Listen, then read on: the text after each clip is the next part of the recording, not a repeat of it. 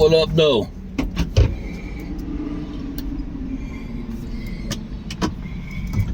Just your man, King Curl. Just want to speak to y'all for a brief second. You underdid.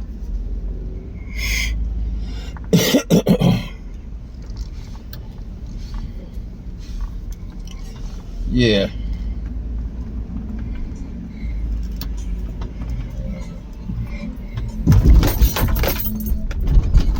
Whoa. Didn't see that one, yeah.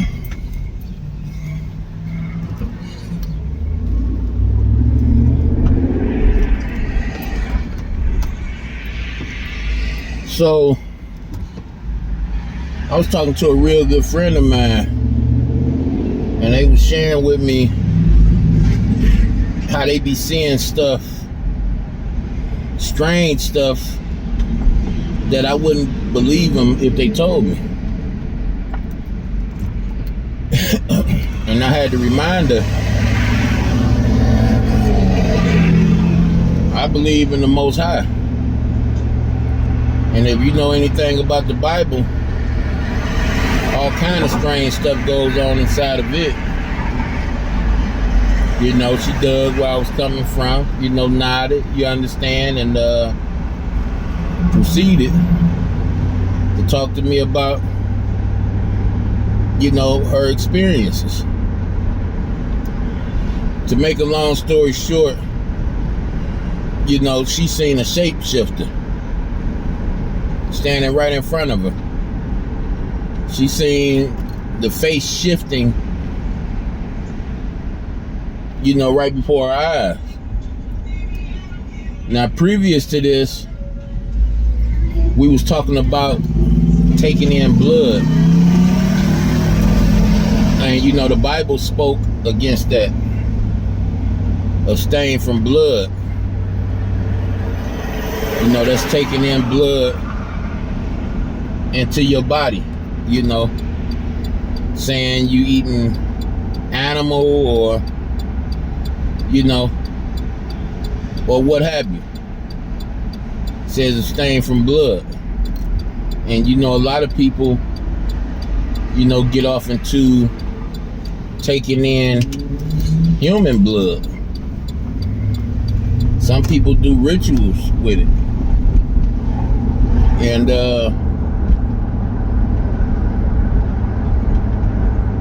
I was trying to tell her that crazy things is gonna happen when you're in a situation like that. And she shared with me, well, ain't nothing crazy, you know, ain't nothing happen, and I don't believe that, this, that, and the other, but she believed other things in the Bible. But basically, she one of the people that pick and choose what she believed. You know, if she did something that the Bible speaks against, she don't believe it. You know what I'm saying? One of those type of people, right? So, when she told me about the shapeshifter, I told her this. And I'm telling y'all this. When it comes to blood, I won't say it's nothing tricky about it, but rather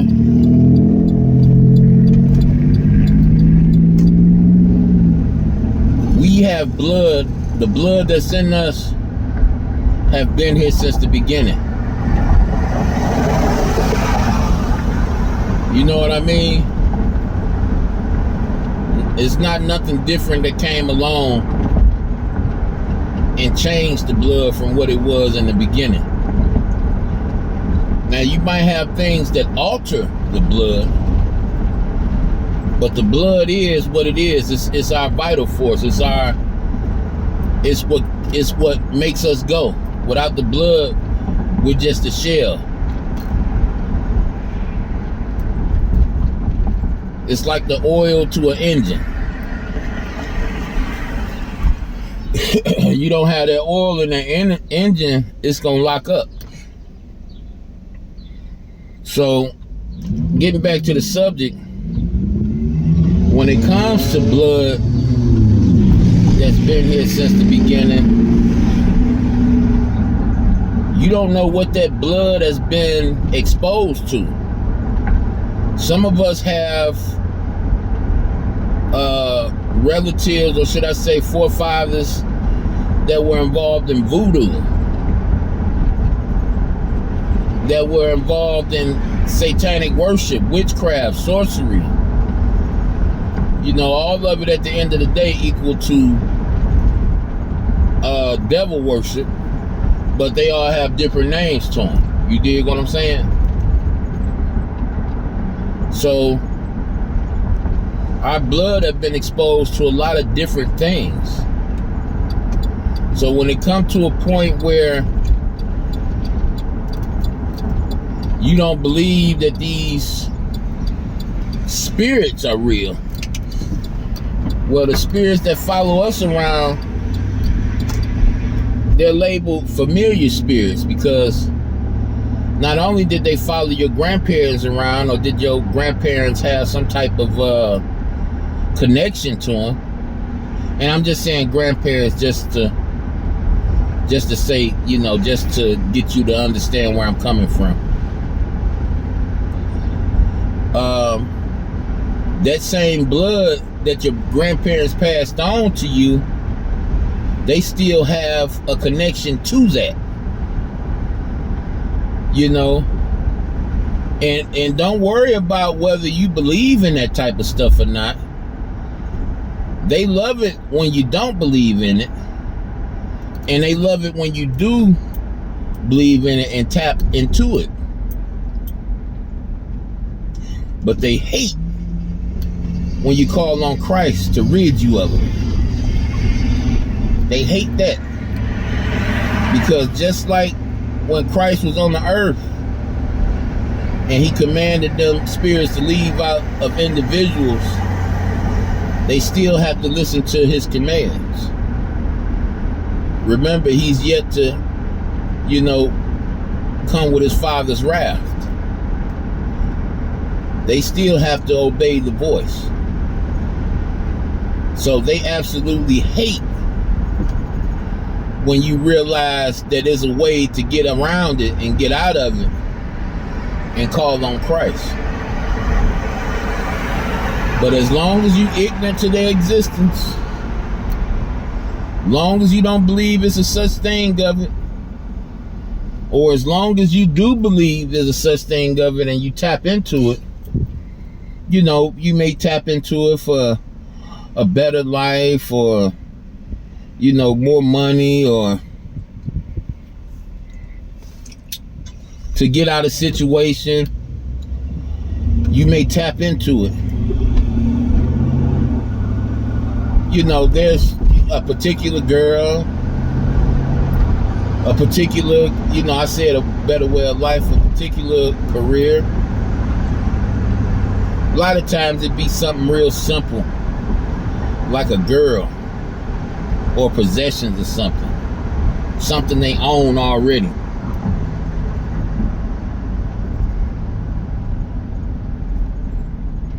See, there's a reason that Psalms 2:2 say the kings of the earth gather together to go against the Most High.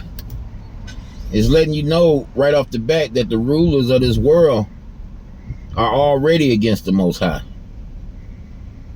They already. And they cry out, let's break the chains. You know, let's not acknowledge this no more. Let's break away. Let's be free. And the Most High don't make us do anything. We can do what we want to do when we want to do it, pretty much, right? But it's all about vantage point. It's all about your vantage point. How you perceive things, how you look at things. For instance, you like cats, right?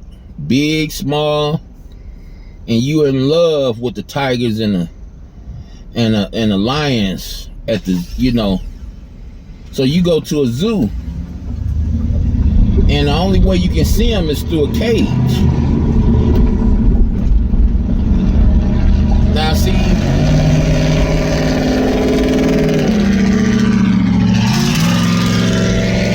fuck you.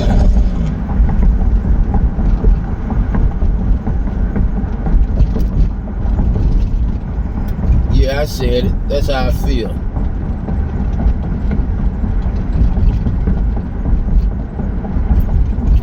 So like I was saying, let me let this dude get on away from me because he just pissed me off.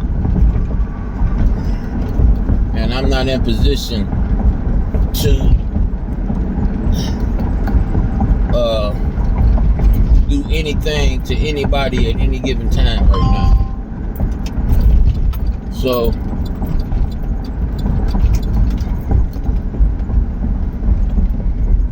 the only way you can see these cats is through a cage. So depending on what vantage point you're looking from, or that you're moving out of or from, you can say, hey, this cage is preventing me from rubbing this cat and playing with this cat. It's stopping me from what I want to do. Or you can look at it from a logical standpoint and say, hey, that cat acting friendly, rubbing up against the cage like it want me to come closer or whatnot. But look at them big old teeth. Look at them big old claws. Maybe this cage is here not to protect the animal from me, but to protect me from the animal. And instead of feeling like that cage is preventing you from doing what you want to do, you look at it as